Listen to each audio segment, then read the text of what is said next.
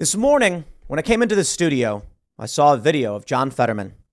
And then I read the news about what had happened at the Senate hearing, and immediately I was deeply concerned for Seth Dillon of the Babylon Bee, because this poor man that you all know and love is trying his hardest to bring us joy and humor, but he is being beaten every day by the corporate press. That's right, ladies and gentlemen. Newsweek wrote the headline, John Fetterman's question at Senate hearing leaves witness speechless. Speechless, you say?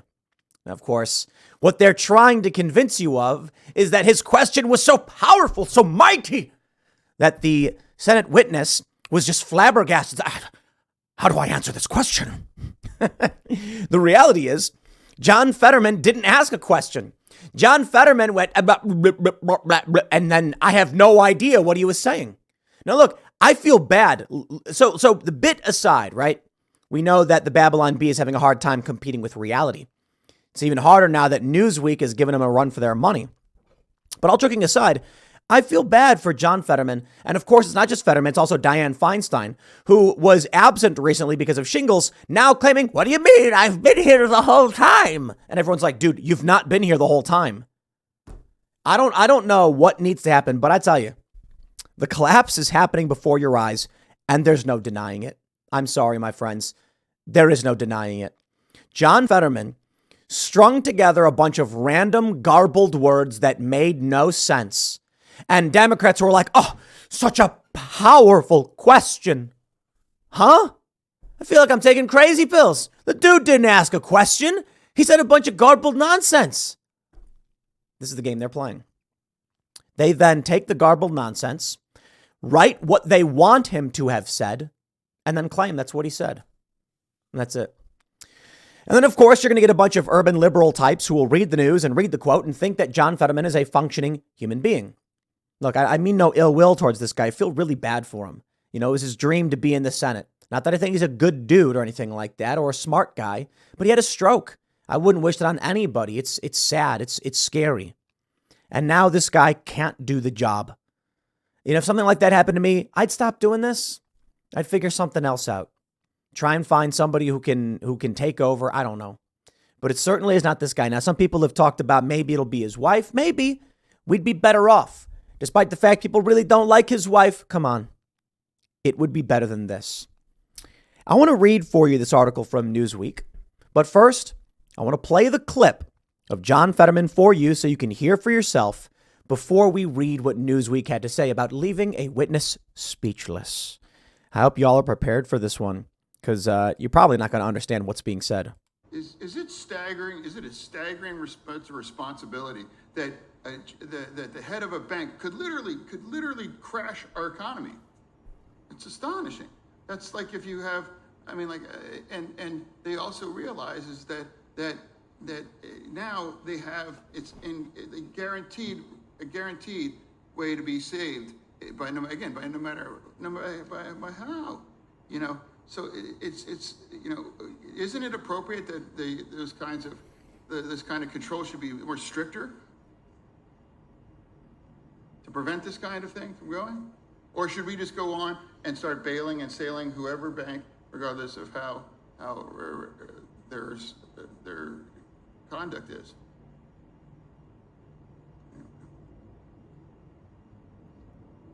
You know, I'll give you an example. The Republicans want to give a work requirement for SNAP. You know, for a hungry family has to have this kind of penalties or some kinds of working required. Shouldn't you have a working requirement after we sell your bank with billions of your bank? Because they seem to be more preoccupied than SNAP and requirements for works for hungry people, but not about protecting the taxpayers, you know, that will bail no matter whatever does about a bank to crash it. What? Tax papers? Okay, we get it. You want to say taxpayers. But yo, I'm sorry. He didn't ask anything. He didn't say anything. That was nonsense. Okay, let's try and be generous and say when he says there should be a work requirement for banks, what does that mean? They have jobs. When talking about SNAP benefits, you're saying someone should have a job to get the benefits. They have to be working and contributing to the economy. Somebody who's running a bank is running a bank. I don't like what they're doing, but your question makes literally no sense. And that's the point right here. Look. Regardless of how their conduct is. Huh? And then there's silence, and he shrugs.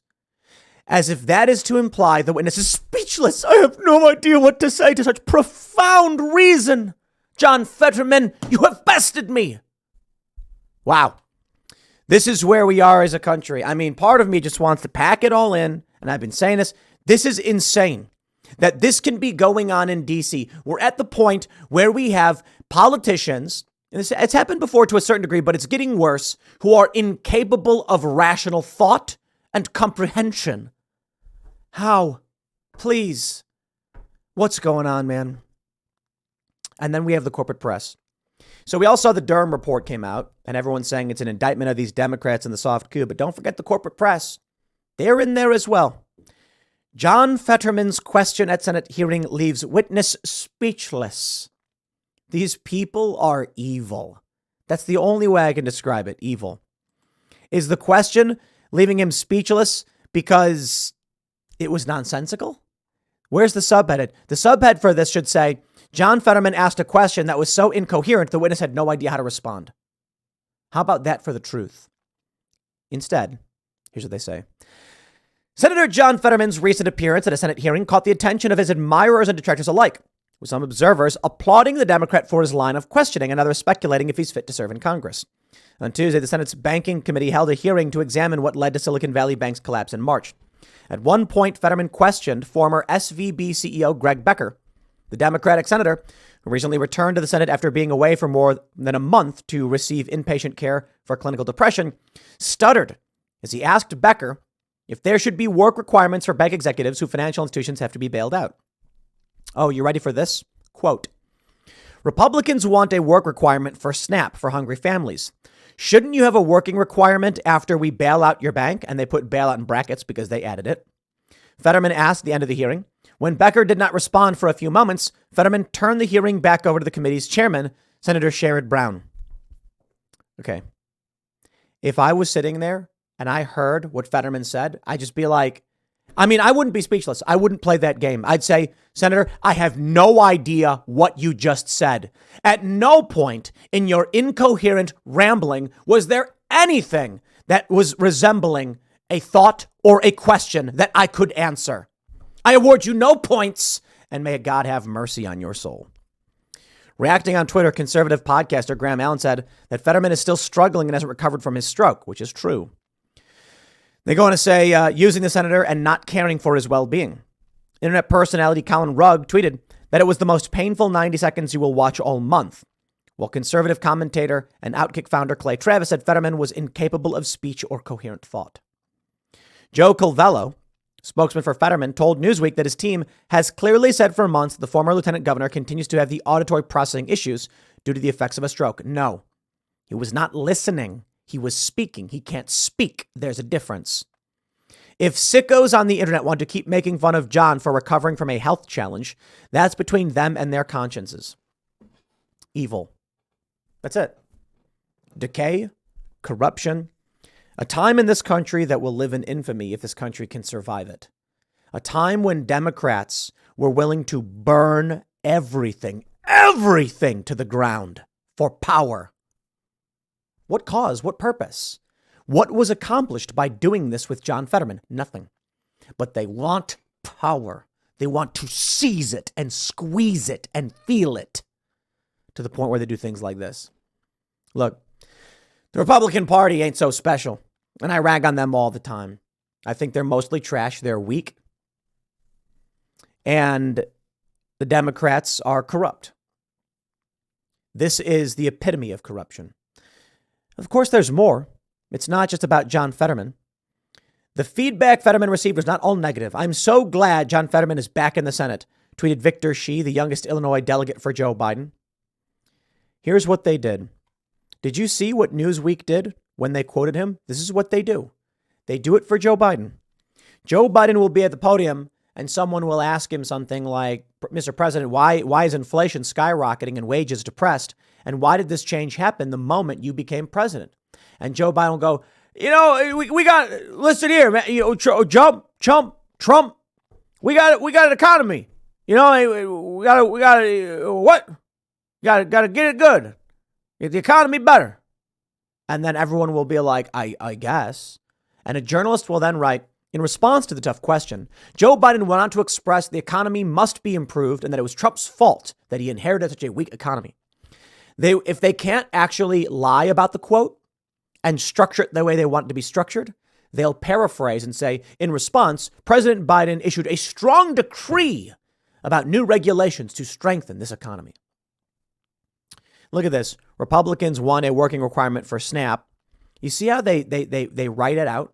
If they were honest, they would put all the break stutters brackets in there. And so you'd have to ask yourself what was said. Instead, look at this headline. John Fetterman's question at Senate hearing leaves witness speechless. Catherine Fung, you are despicable. This is despicable. I hate the corporate press with such passion. Here's the Daily Mail.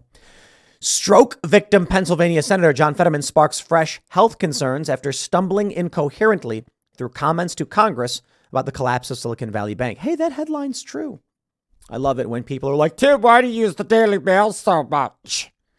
And I'll tell you, every morning when I'm reading the news, I will see a story. I see something on Twitter, or I'll look at the headlines from news outlets. I'll read them, and then I'll go check the Daily Mail, who has a more correct headline and more information in their article. That's right. They do a way better job. It's such a tabloid, though.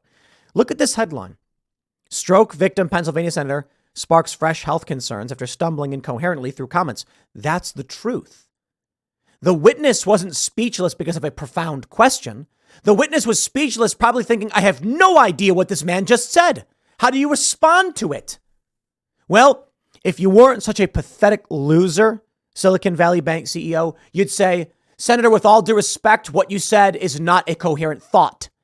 I take offense at the idea that I would be expected to answer such rambling, incoherent nonsense. With all due respect to you suffering a stroke, you should not be here, and I am deeply offended by the people of Pennsylvania for wasting my time.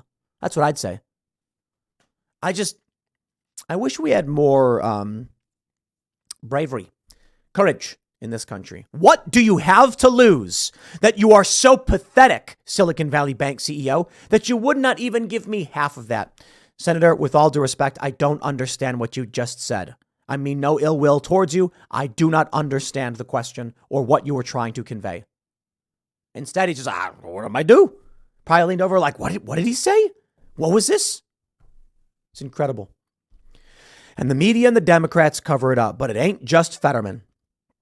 You ready for this? I've been here. I've been voting.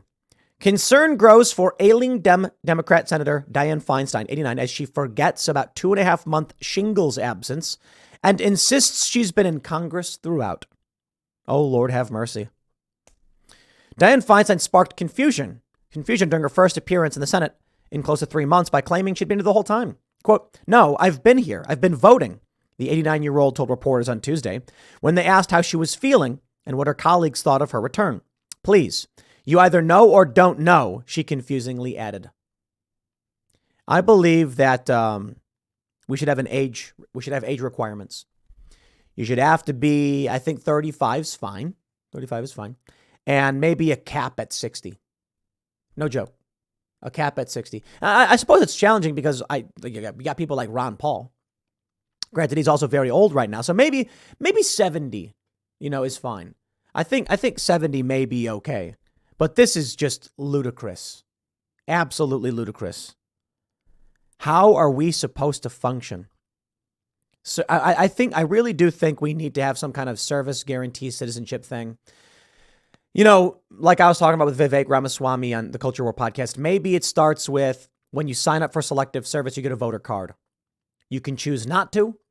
It should not be mandatory. It should not be put in your face. Here's what should happen. When you turn 18, you go to selective service fill out the card, male or female. They hand you a voter card and say, now you can vote. That's it. You know why? Because so many of these people in cities would not do it. Why? Because they don't want to. They'd say, wait, I don't want to go to war. I don't want to be in the draft. I said, don't worry. The likelihood of a draft happening is low. It's not going to happen. I don't care. I ain't filling that out. Then they can't vote. I think at minimum, we must have this. This is why our country is falling apart. I referred to it as hypoxia. When you are hypoxic, meaning a lack of oxygen to the brain, you can't think straight. They do these really great experiments. You should watch them where they put someone in a pressurized chamber, give them a sheet with math problems and say, solve the math problems. They then slowly reduce the amount of oxygen in the room, only a little bit. And the people fill out the whole little quiz. And then once it's over, they start raising the oxygen levels back up. And what do you see? It starts with the math questions being answered very easily and correctly. And these are simple ones like 4 plus 8, 12 plus 36. And then as it goes on, the answers start getting incoherent. And then eventually they're scribbles that you can't even read. And guess what? The people who are filling it out look at it and go, is that what I wrote? I thought I was getting the answer right. They don't even realize they're writing incoherent nonsense. When we know someone is suffering in that way, why would we, who are of sound mind, allow them to enact policy with a hypoxic brain? And that's the Democratic Party. The Republicans are weak, don't get me wrong. Some of them, a small handful actually, are trying. But for the most part, they're a garbage political party of weakness. Sitting back, watching Democrats who are completely out of their minds and incapable of forming coherent thoughts pass policy. And they do nothing about it. The Republicans in the House should file some kind of emergency papers or whatever to remove these senators. Now, I know there's no way to recall senators. Don't care. This country, we are human beings. We are not machines. We are not robots. And this is the weirdest thing to me. So many people believe that this country is predicated upon logic and code, as if the harsh words of a law mandate what be done. That's not it. They say there is no process to recall a senator. So you just do it. We are humans. We make up the rules. And if people agree, they are removed. Dianne Feinstein and John Fetterman should be impeached, removed, or I suppose impeached is the right word. Maybe. They should be recalled. And someone else should be in Congress instead. Instead, however, Democrats and the corporate press will just lie about what's being said and what's being done in an effort to cover up the fact that their representatives, the people they want to steal power, are incapable of coherent thought. Now, they come out and they say Donald Trump's crazy and all that stuff. Spare me. Donald Trump may be very, very old. Very old. And if we did pass a age limit at 70, he wouldn't be president. But the dude clearly can speak and convey ideas. Joe Biden struggles. Now, why is that? Could be because he had several, what did he have, aneurysms and got steel plates put in his brain? No, I don't blame him for that. That's sad. But if you can't do the job, you can't do the job. I'm not going to take a dude with no arms and be like, you're a firefighter now. So, well, okay, well, like, what's he going to do? Well, to be fair, maybe administrative work back at the fire department, but he's not going to be on the front line. And in this case, these people should not be on the front line. So what do we do? I can only tell you this.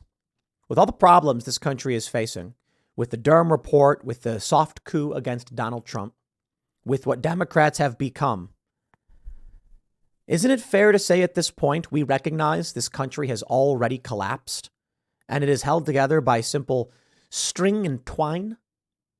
Now you can say, no, that's not true. Dude, look at the way the media reacts. Look at how they write these stories. Look at our president. Look at the Democratic Party. Come on. The Democratic Party is comprised now of people chasing algorithmic psychosis. Republicans are so pathetic and weak, they won't do anything to stop the Democrats. The economy is in shambles. They're saying the banks are starting to collapse. The only thing I can say is I do think humans we're survivors. It's what we do. So despite the fact that things are getting bad, I think we'll be fine. But I'll tell you what I'm talking about. I'm looking at things getting a lot worse. So I am going to make the moves required to protect myself, my friends, and my family. Because looking at all this ain't confidence building. Dianne Feinstein can barely open her eyes. Fetterman can barely speak. And it's like watching a clown show. It's like that Kierkegaard thing about the clown where he comes out on stage and warns everybody there's a fire broke out backstage. What does it go? It's a fire breaks out backstage and the clown runs out to warn the audience, who begin laughing. They believe it's all just one big bit. He then frantically says, no, it's not. They laugh even harder. And then he says, I think that's how the world will go out, with people thinking it's all one big joke. Take a look at this. Look at these people clapping for Feinstein. Where's the leadership? There's none. The United States has become a chicken running around with its head cut off. That's the only way I can describe it. Thanks to the media and thanks to our institutions and the cultural decay, that's where we are. Good times make weak men. Weak men make hard times. I hope you're ready for that. I'll leave it there. Next segment's coming up at 1 p.m. on this channel. Thanks for hanging out, and I'll see you all then.